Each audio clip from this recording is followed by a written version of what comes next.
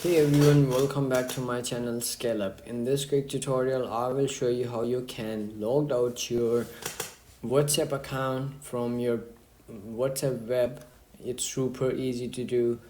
Let's get started. If you want to log out from here on your PC, you can simply open your WhatsApp web or the app that you have installed, and then you have to do is simply go to settings, and then you will see over here a bunch of options over here. You can see over here the last option over here, logout option. You can do from here, or as well you can do from your phone as well.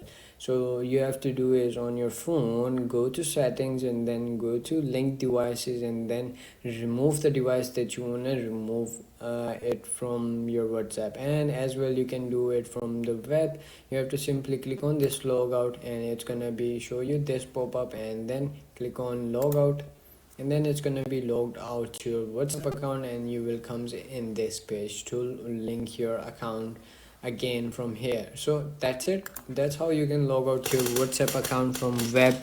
If you found this video helpful, don't forget to like my video, subscribe my channel Scale Up, and also drop me a comment for more tips and tricks videos. Thanks for watching. See you in the next video. Have a nice day. Bye bye.